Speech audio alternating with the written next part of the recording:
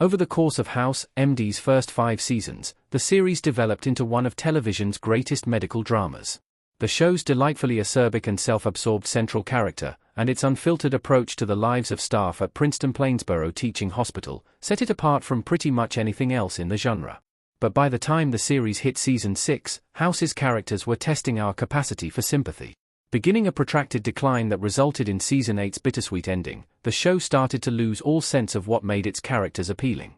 In their efforts to create new storylines, creator David Shaw and his team of writers pushed things too far. Not only did Gregory House no longer have an excuse for his behavior following rehab, but his complicated relationship with Lisa Cuddy began to hurt both characters more than we could tolerate as viewers.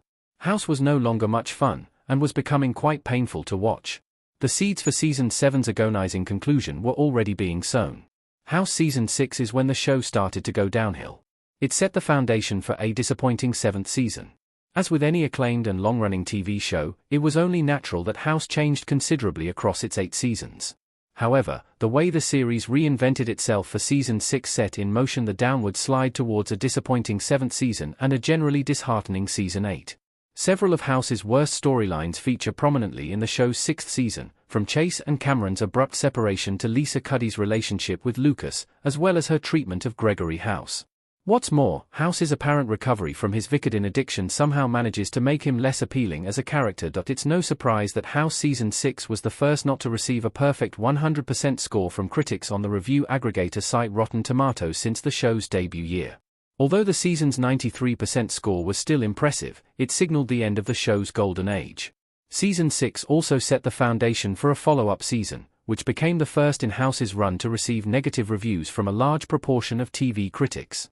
While Season 8 then fared better with critics, it presented an entirely different show from the House we knew and loved in its first 5 seasons. There was no point in continuing House after his rehab. The title character's redemption arc had run its course. The devastating hallucination twist at the end of House Season 5 brought about the storyline we'd been waiting for since the show started. Gregory House was finally going to rehab for his addiction to Vicodin painkillers, and seemed ready to turn over a new leaf.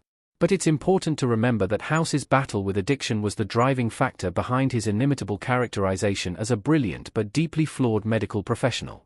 Seeing him getting the treatment he so desperately needed to conquer his demons was the ending we always wanted for the show's titular protagonist. It made little sense for House to experience yet more pain and suffering once he'd successfully completed his stint in rehab.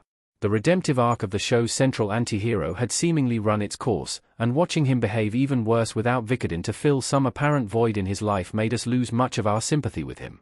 House and Cuddy's relationship in Season 6 only made things more complicated. We lost sympathy with one of House's most likable characters. To sully the waters of our favorite medical drama further, one of House's most likable characters turned downright nasty in Season 6.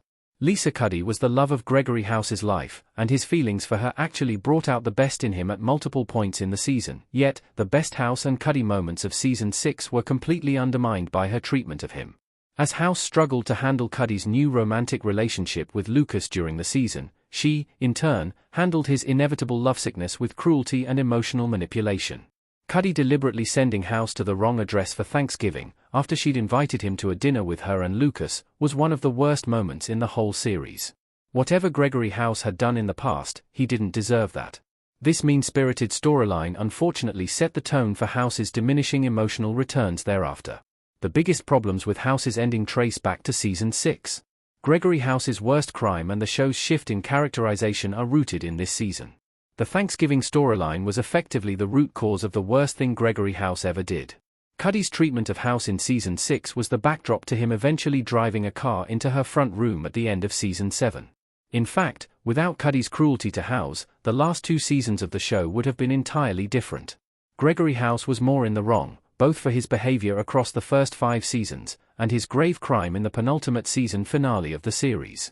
But the storylines involving Cuddy in Season 6 undermined one of House's most important episodes, the season's premiere, in which Gregory finally appeared to have turned a corner as a person. We came away from the final 3 seasons of House feeling that its title character's redemption was ultimately in vain. Even worse, it was the actions of the person he loved that reversed the trajectory of his characterization. Season 6 laid the foundations for this disappointing turn of events, making us wish that House had ended long before it did.